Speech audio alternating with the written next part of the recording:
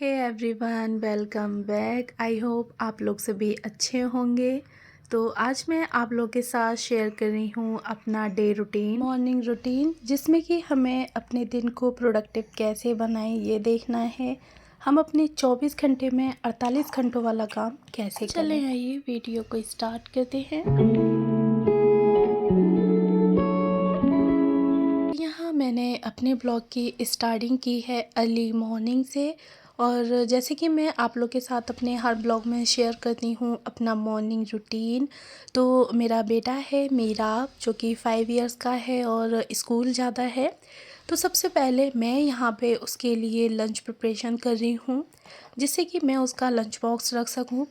तो मैं प्रेफर करती हूँ कि उसके लिए लंच बॉक्स में मैं घर का बना खाना ही दूँ, और जिसमें कि ख़ास करके मैं उसको रोटी, पराठा या फिर सब्ज़ी वगैरह दूँ।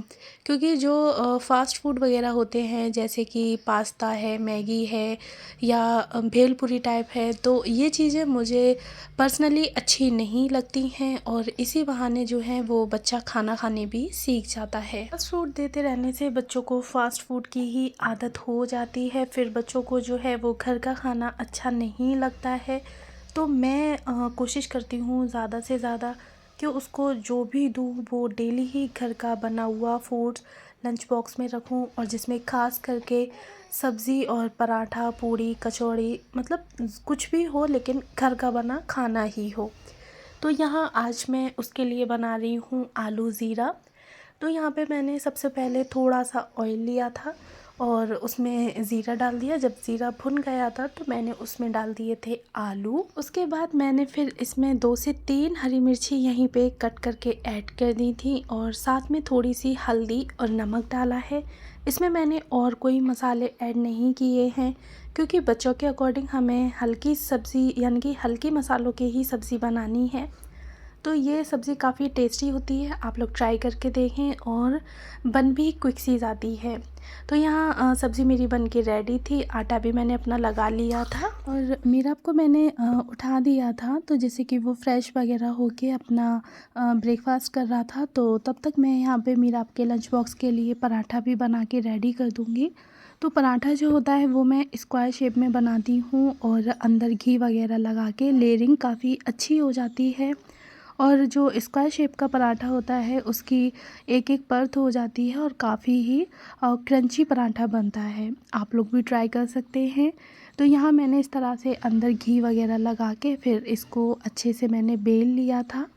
मीरा के लंच बॉक्स में अक्सर करके पराठा और कोई भी सूखे आलू की सब्ज़ी हुई तो मैं यही चीज़ें ज़्यादातर रखती हूँ, जिससे कि वो अच्छे से फिनिश भी कर लाता है, और पराठा जो होता है वो आलू वगैरह के साथ काफ़ी अच्छा भी लगता है। मेरा भी यहाँ पे अपना ब्रेकफास्ट कर चुका था, और ऑलमोस्ट मेरा पराठा भी एकदम तैयार ही था। बस मैं घी लगा के, और सिर्फ 1 से 2 मिनट लगती हैं यहाँ सिकने के लिए।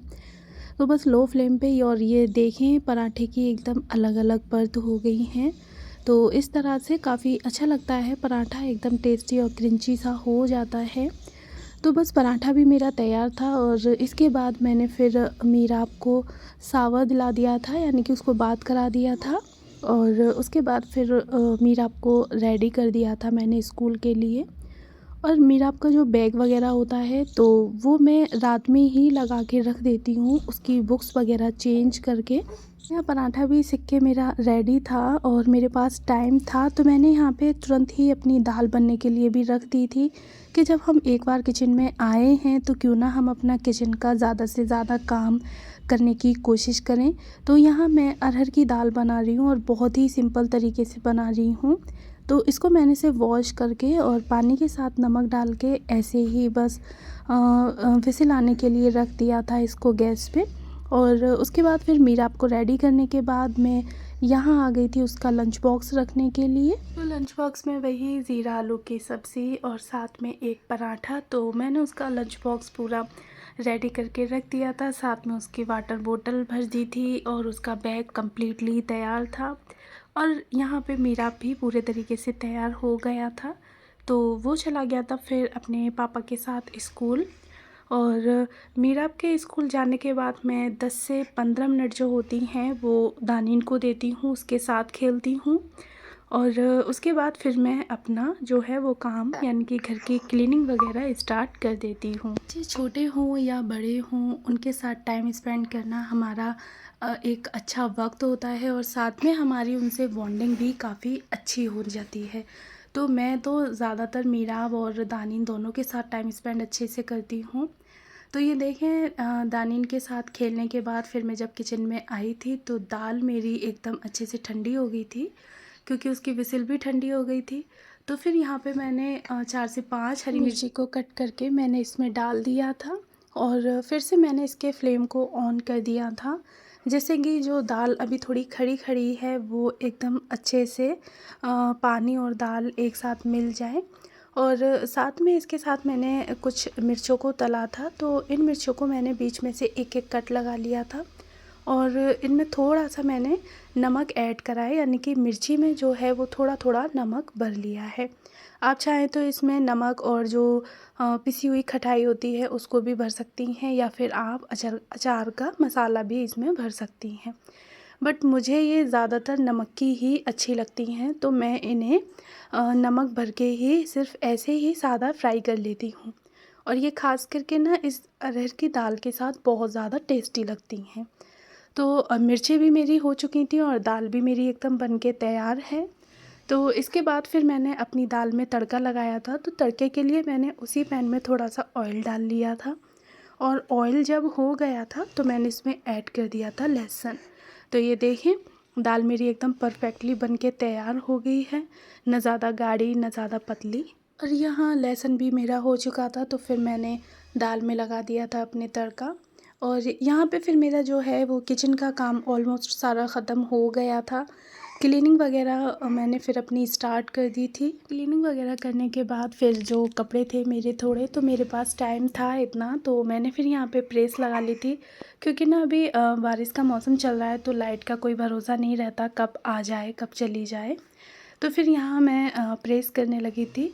कुछ कपड़े इकट्ठे हो गए थे, तो हमारा जो काम होता है वो अगर हम लोग अपना डेली ही हाथ के हाथ करते रहें तो हमारा काम एकदम से इकट्ठा यानी कि पाइल अप नहीं होता है। और अगर वही काम हम अपना पेंडिंग में डालते रहें कि हाँ भाई शाम में कर लेंगे या सुबह में कर लेंगे, अभी थोड़ा मन नहीं है, तो इस तरह से ना हमारा काम काफ़ी इकट्ठा होता चला जाता है और फिर वो हमारे सर पे सवार होने लगता है। इसी वजह से फिर हमारा मन भी नहीं लगता है काम में, और अगर करने काम खड़े हो भी जाओ तो फिर ये ही समझ में नहीं आता कि पहले करें तो करें क्या। तो इस वजह से आप लोग कोशिश करें, ट्राई करें कि जो भी काम हो, घर की क्लीनिंग है, डस्टिंग है, या जो भी घर के सामान वगैरह हैं उन्हें उन्हीं की जगह पर रखना। तो जब भी आपने कोई भी चीज़ ली है तो आप उसे जहाँ से ले रहे हैं वहीं पर उठा के उसको तुरंत रख दें। कपड़े वगैरह अगर आपने वॉश किए हैं तो जितना हो सके आपसे 2, 4, 6 जितने कपड़े आपके टाइम के अकॉर्डिंग हो, तो आप उन्हें दिन में जब आपका मन हो या जब आपको फ्री लगे तो आप उस टाइम पर आप अपने कपड़ों को आयरन कर सकते हैं या फ़ोल्ड करके रख सकते हैं। तो जिससे कि ना कपड़ों का पाइल अप इकट्ठा नहीं होगा। या बर्तन वगैरह हैं किचन में हैं तो आप ज़्यादा से ज़्यादा कोशिश करें कि किचन के काम को आप समेट लें। किचन में खाना बनाते वक्त, चाय बनाते वक्त काफ़ी हमें बीच बीच में इतना टाइम मिल जाता है कि अगर हम अपनी किचन की क्लीनिंग करें तो काफ़ी सारी क्लीनिंग हमारी जो है वो ऐसे ही टाइम में हो जाएगी और हमें पता भी नहीं चलेगा।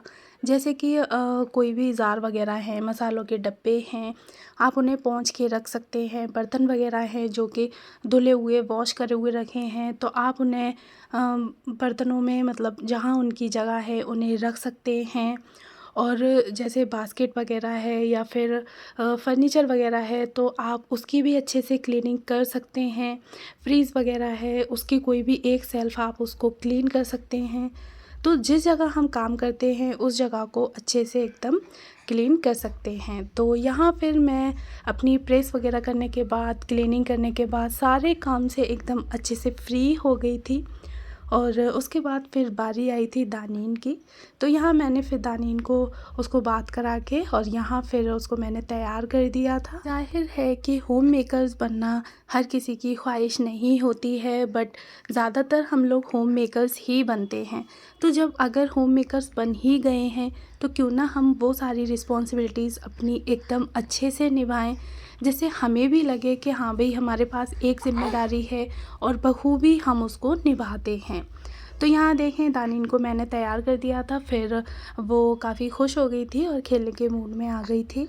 तो यहाँ फिर मैं दानिन को छोड़ के बेड पे ही लिटाल के फिर मैं चली गई थी तो बात लेने के लिए अपने। तो अब भाई इतना काम किया है तो थोड़ा तो खुद के लिए तैयार होना बनता ही है। नहीं है कि होम मेकर्स बन गए हैं तो बस सिर्फ घर पे बच्चों पे ही ध्यान देना है, हमें खुद पे भी ध्यान देना है, अपनी सेल्फ़ केयर भी करनी है। तो यहाँ बच्चों को घर को एकदम अच्छे तरीके से रेडी करने के बाद फिर मैं अपने जो हैं कपड़े वगैरह निकाल के शावर लेने के लिए चली गई थी और शावर लेके आके फिर तैयार हो गई थी। तो भाई हमें भी तो अच्छा दिखना है ना, जब हमारा घर अच्छा है, बच्चे अच्छे हैं तो खुद के लिए भी हमें तैयार होना है। तो यहाँ फिर मैं तैयार होके और दोपहर के खाने के लिए एकदम रेडी थी। तो ये था मेरा आज का ब्लॉग। बताइएगा कि आप लोगों को कैसा लगा। मिलते हैं इसी तरह से नेक्स्ट इंटरेस्टिंग सी वीडियो के साथ। Bye bye.